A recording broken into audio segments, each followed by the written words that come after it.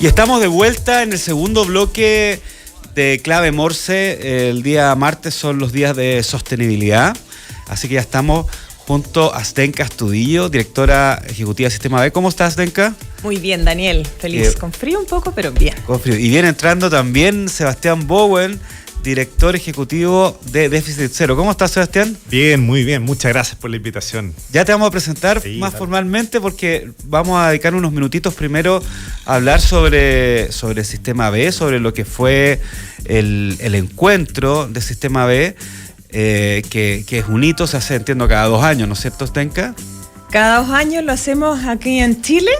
El año siguiente se hace internacional, de forma internacional. El año pasado fue en Monterrey, en México, y el 2025 va a ser en la Amazonía, en Belém, en Brasil. Ah, estamos invitados, imagino, ¿no es cierto? Por supuesto, por supuesto. Y de hecho, eso es lo que hicimos este año. Abrimos el encuentro ya no solo a las empresas B, sino a toda la comunidad, a todo el ecosistema. Invitamos a muchos actores, un poco siguiendo también esa tónica de amplificar el impacto. ¿Tú conoces la Amazonía, no?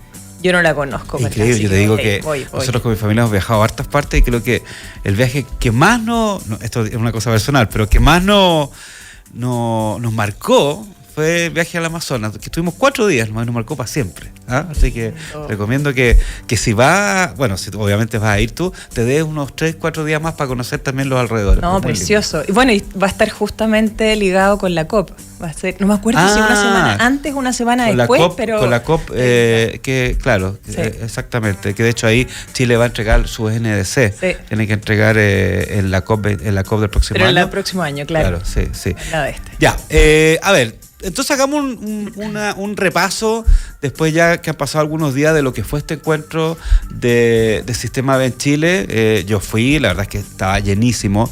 Me encantó el lugar que eligieron. ¿Cierto? Eligieron un hotel en el centro. Yo sé que hay mucha gente que... a las raíces del todavía centro el centro que le da un poco de susto. Yo no quiero desmerecer esto, pero el centro, a mí me encanta el centro. Entonces me encantó que haya estado ahí en calle San Antonio, al principio, casi tocando la Alameda. En el Hotel Almacruz. ¿En ese lugar? Bueno, por 2 razones. Una, porque el Hotel Almacruz se certificó como empresa B el año pasado. Ah, ya, o sea, tiene que ver con eso. Ya. Sí, por un lado sí. Y por otro, bueno, el encuentro del 2022 lo hicimos en el Winso, que también es una empresa B. Ya. Así que bueno, vamos privilegiando un poco esos lugares, pero se certificó, como te digo, este hotel. Nos ofrecieron la posibilidad también de ocupar las instalaciones para lo que quisiéramos. Los fuimos a ver y en verdad lo que más nos gustó es que estaba central. Nosotros traemos muchas personas, vienen muchas personas y empresas de fuera. Vas en metro. Te vas en metro. No hay que ocupar autos, no, medio obvio. Por supuesto. Por supuesto. Y además tenía muy buenas instalaciones. El Hotel Almacruz, el Lex Galerías, tiene muchos espacios. Además, sumaron un centro de convenciones, ahí tiene unos salones gigantes.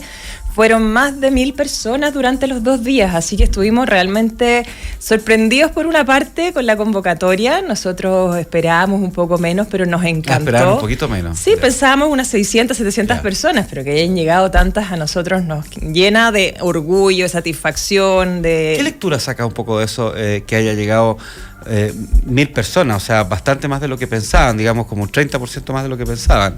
Bueno, por un lado, el que lo hayamos abierto también como te decía, al resto de la sociedad, no solamente a las empresas B, porque esa era un poco la tónica de estos encuentros. Nosotros juntábamos a las empresas B dando ese espacio y esa necesidad de ser comunidad, de conocerse, vincularse y poder también compartir y volver a reencantarse e inspirarse para poder seguir avanzando. Entonces, en esta oportunidad lo abrimos y dijimos, aquí necesitamos esta celeridad. Hoy día es súper interesante y súper importante poner sobre la mesa las conversaciones y estos temas, pero lo más importante es accionar. En este momento ya no podemos seguir conversando tanto, tenemos que movilizar.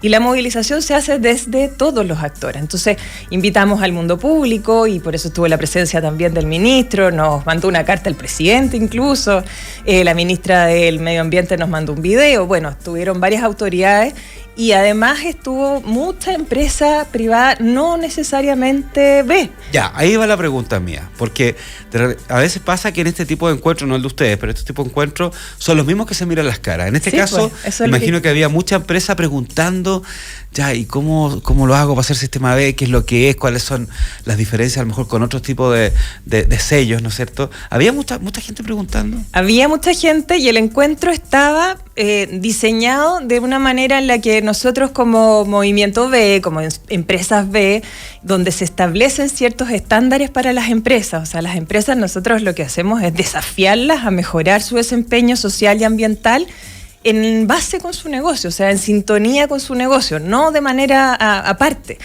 Y en ese sentido fuimos instalando estas conversaciones de estos distintos estándares para un poco sensibilizar a las empresas y no asustarlas con que esto es una tremenda, no sé, una barrera o una tremenda montaña que hay que subir, sino de a poco ir sensibilizando cuáles son los temas reales en los que se mete una empresa que quiere realmente transformar la manera de hacer los negocios. Entonces, diseñamos el encuentro de esa manera, hablando de temas de gobernanza, propósitos de impacto social y de impacto ambiental, y luego un espacio de vinculación. Entonces, eso también, una ronda de negocios al final del encuentro.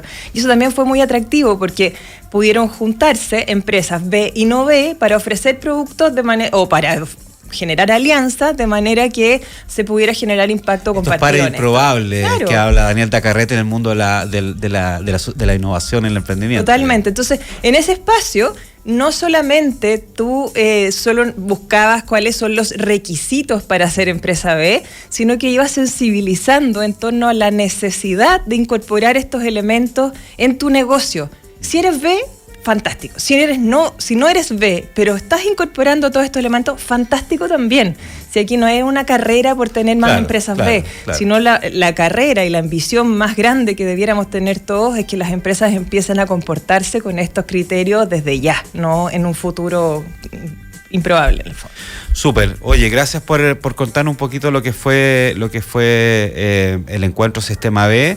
Yo espero que después el post también es importante, ¿no es cierto? Me imagino que ahora viene todo lo que, no solamente ver cómo pasó, ¿no es cierto?, las evaluaciones, sino todo lo que se recoge también, que va a pasar en los próximos meses. Totalmente. A mí lo que más me gustó, con lo que me quedo, es todas esas reflexiones posteriores de las personas que asistieron, que nos dijeron: me encanta la cantidad de cosas que me llevo, que aprendí más que en muchos otros espacios, y eso yo creo que es lejos lo mejor que uno le pueden decir, que haya servido el haber participado de distintas instancias donde te vas con herramientas para poder poner en práctica de inmediato en tus negocios. Así que buenísimo. Súper. Felicitaciones. Muchas gracias. Oye, ya, entonces juntos vamos a introducir a nuestro invitado de hoy, Sebastián Bowen, director ejecutivo de Déficit Cero. ¿Cómo estás, Sebastián?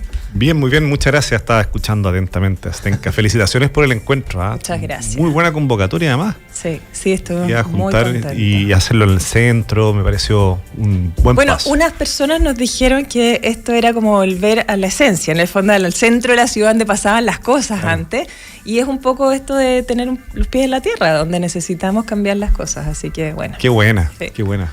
Sebastián, cuéntanos primero, queríamos invitarte hace rato, ¿no? Yo sé que la agenda tuya está bien apretada. Más yo siempre disponible, Daniel, usted dice, y aquí estamos. Presencial, no. Además que el Seba, yo le digo Seba, pero hace tiempo es una persona que es muy de terreno, yo sé. Entonces, también quería preguntarte, a ver, para los que no saben aún qué es Déficit Cero, cuéntanos qué es Déficit Cero, cuál es su objetivo, cuál es su misión, cuál es su propósito. Bueno, Déficit Cero no solo decimos una plataforma, pero una organización que tiene un foco bien claro en modificar o generar reformas, cambios en la política pública para poder llegar al déficit cero habitacional. Eso significa que todos en Chile tengan el acceso a una vivienda adecuada, una vivienda digna. Sabemos que estamos en una crisis, ¿cierto?, del tema de la vivienda, no solamente por la necesidad, sino también por la oferta. La producción de vivienda está en un momento crítico. Entonces decimos, bueno, acá se esconde no solamente una crisis, sino que hay una tremenda oportunidad, porque lo que nosotros decimos es que si efectivamente logramos como país generar una inversión, un desarrollo tal que todas las familias, todos los hogares o todos los niños y niñas nazcan en un hogar digno, en una vivienda digna, finalmente eso impulsa muchas dimensiones del desarrollo. Hablando en el tema de la sostenibilidad, impulsa el crecimiento económico, ciertamente, pero también impulsa las condiciones de salud de las familias, la cohesión social, incluso puede disminuir la huella de carbono, o sea, las viviendas con mala materialidad, por ejemplo, o la situación de campamentos, asentamientos informales, producen evidentemente más carbono en su respectiva calefacción que aquellos que pueden tener una situación más hermética. Entonces nos dedicamos a eso, a impulsar políticas públicas, y eso lo hacemos de 4 formas. O sea, primero, que el tema sea tema. O sea, por eso estamos hoy día acá. Claro. Lo que no es tema la mente, para la agenda política no avanza finalmente. Entonces es súper importante que sea tema, y que sea tema de buena forma. O sea, con esta lógica no únicamente como de un drama, ¿cierto? Sino que plantearlo como una visión de futuro para el país, ¿ya? Por eso que nuestra campaña, por ejemplo, en la que estamos ahora, se llama Una casa no es una casa, porque una casa finalmente a ustedes les debe pasar, cuando uno está en una casa, en un lugar que lo siente propio, es un espacio de futuro, un espacio en que uno se proyecta, quiere irlo arreglando, lo adorna, digamos, para poder recibir gente. Entonces hay toda una dimensión de autoestima, de proyección. Por lo tanto, nosotros decimos una casa no una casa es finalmente un lugar donde construir un futuro.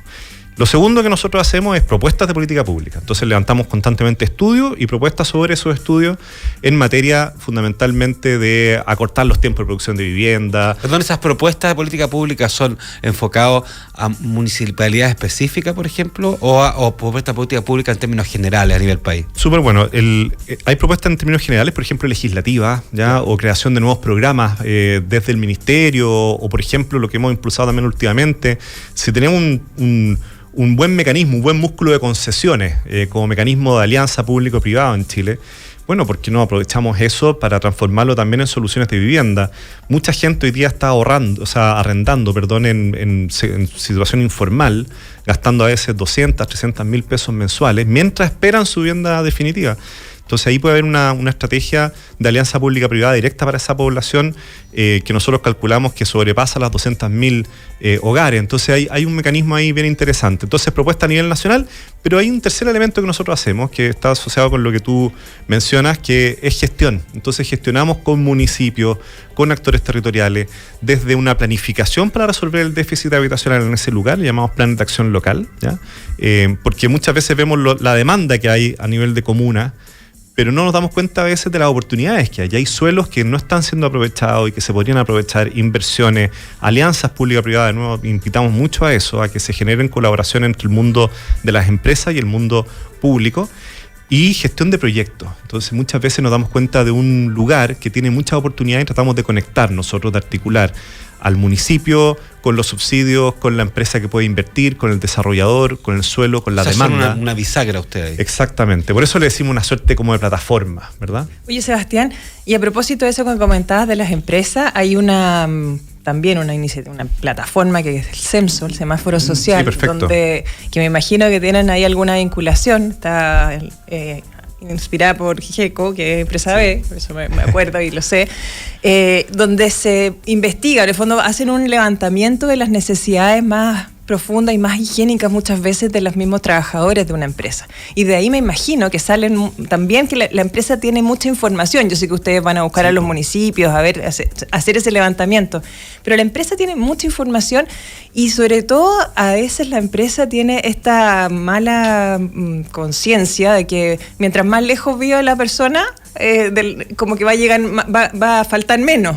Yo lo he escuchado un montón de veces eso, y ahora está cambiando completamente, y en la empresa nosotros promovemos el que las personas vayan a buscar trabajadores que vivan cerca. Entonces en ese espacio también puede haber mucha necesidad o a lo mejor relación o vinculación con las empresas para mostrar cuál es esa realidad que tienen sus trabajadores, si tienen vivienda, si no tienen vivienda, si están viviendo cerca, si están viviendo muy lejos, en fin, cómo es esa vinculación con ellas. No, cualquiera pensaría, Daniela, por si acaso no estábamos coordinados con ese tema acá, pero para lo blanco, porque... No, yo lo vi juntarse claro, afuera. No, porque efectivamente lo que menciona Stenka es súper relevante. Anteriormente, ¿cierto? Décadas atrás, estaba por ejemplo, la villa, el fondo que tenía el nombre de la empresa respectiva, ¿cierto? Que construían y qué sé yo.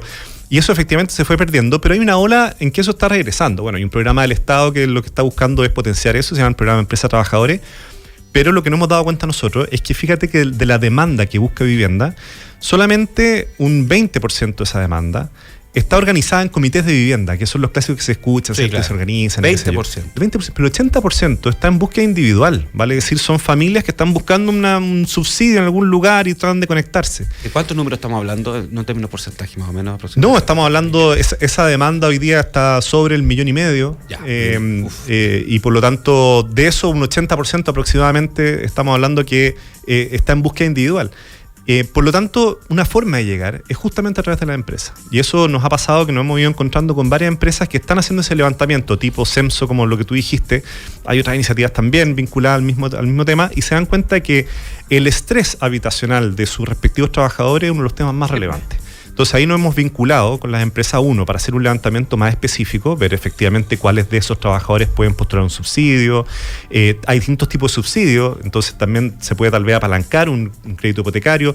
Hay incluso algunas empresas que están poniendo algunos fondos para tratar de generar una palanca adicional, como una suerte de un suple, por decirlo así, al mismo subsidio, para tratar de adelantar el proceso de obtención de la vivienda. Y lo que es relevante es que hay muchas empresas que muchas veces tienen suelos, ¿ya? Terrenos, pero no saben el potencial de esos suelos para vivienda con interés público, vivienda social.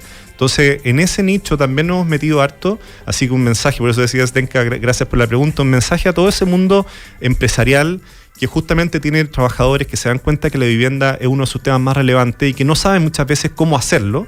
Entonces acá Déficit Cero se propone justamente trabajar con las empresas para levantar esa demanda al interior de la empresa y ver estrategias para ir apoyando. Oye, Sebastián, estamos hablando con Sebastián Bowen, director ejecutivo de Déficit Cero. Yo quiero ir un poco agua más arriba, digamos. Independientemente de lo que hacen ustedes, quería que nos contaras un poco cómo ha aumentado el tema del déficit habitacional, o cómo también han aumentado las condiciones más precarias, donde la gente está viviendo, los campamentos. ¿En qué lugares de Chile y por qué, digamos, en este último tiempo? ¿Ah? Ya, pues, hagamos un podcast para hablar de todo eso. No, pero temas generales, sí, podríamos hacer, sí. No, pero está súper bien. ¿Cuál es la tendencia? ¿Cómo se ha visto eso? Claro, lo que pasó en Chile fue que entre el 90 y el 2010 hubo una disminución fuerte del déficit y también de la población en campamento. Sí, nosotros llegamos año 2010 a tener cerca de 27.000 familias en situación de campamento y partimos el año 95 en más de 100.000 hogares en campamento. Y efectivamente el déficit habitacional se estaba reduciendo, un país que estaba creciendo con mucha fuerza, ¿cierto? En la década de los 90, 4%, claro, sí. 6%. Había un sistema que la gente se organizaba, encontraba un suelo, postulaba y le llegaba un subsidio que le permitía acceder a ese suelo. Sí. Pero ¿qué empezó a pasar? Que desde el 2010 en adelante empieza a haber un aumento muy fuerte de la demanda por vivienda, ¿ya? Ese aumento está influenciado en gran parte por el flujo migratorio, ciertamente, por la inversión. Entonces, mucha inversión para comprar vivienda, para transformarla en arriendo. Entonces, también empezó a aumentar el precio de esa misma vivienda por el cambio también de la composición de las familias más pequeñas, más atomizadas, el cambio de preferencias. Tenemos 90% de la población chilena viviendo en urbes, digamos. Y por lo tanto, empieza a haber un aumento de la demanda y no estuvo ese aumento en la oferta. ¿Qué es lo que pasa cuando aumenta la demanda y no aumenta la oferta? Es que el precio se dispara, y eso fue lo que pasó con la vivienda en los últimos 15 años, el precio más que se duplicó. Por lo tanto, el subsidio que antes te servía para acceder al suelo ya no te está sirviendo. Claro. ¿Y qué es lo que empezó a pasar? Bueno, ahí yo creo que nos ralentizamos como Chile, dejamos de adaptarnos a ese cambio en la demanda. Por ejemplo, todo ese flujo migratorio que llegó y que se fue a arrendar en situación informal, pagando. Se fue a arrendar, y a veces en una misma casa cada pieza se arrienda. Exactamente, y se fue a pagar. Y a veces condiciones precarias incluso. Y 200 lucas, 300 lucas. La pieza. Entonces pagabas una vivienda muy cara, ¿cierto? En muy malas condiciones. Y además informal.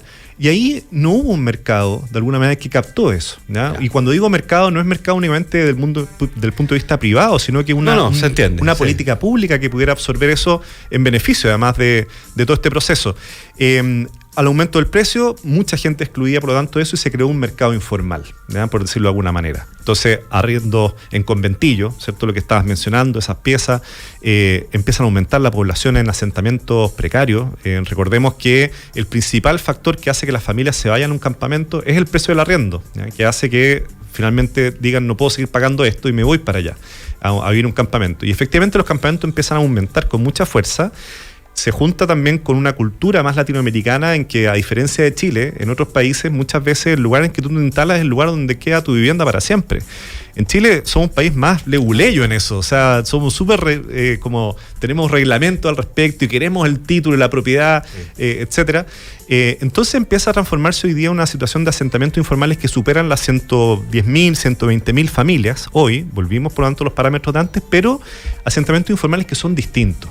O sea, hoy día el asentamiento informal, sobre todo la expectativa, antes el campamento había una expectativa de transición, de salir de ahí, por eso se habían construcciones ligeras, era un espacio más bien comunitario, era un espacio más bien comunitario, por lo tanto más seguro. Entonces mucha gente, por ejemplo, venía de barrios segregados en villas de bloques, se iba a un campamento porque vivía con sus familiares, su comunidad, etcétera. Hoy día son, por lo tanto, lugares que empiezan a ser un espacio con ausencia del Estado, muy grande, donde hay una mezcla de personas que quieren quedarse ahí, personas que quieren salir de ahí, distintos niveles de vulnerabilidad también, distintos niveles de construcción sobre radier y construcción en el fondo altamente ligera, y por lo tanto un fenómeno mucho más complejo.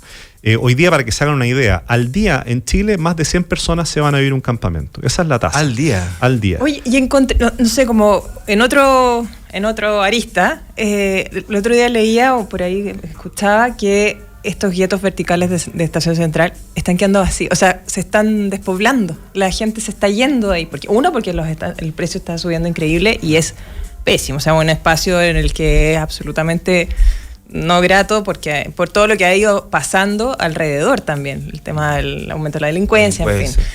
Entonces, hay espacios vacíos.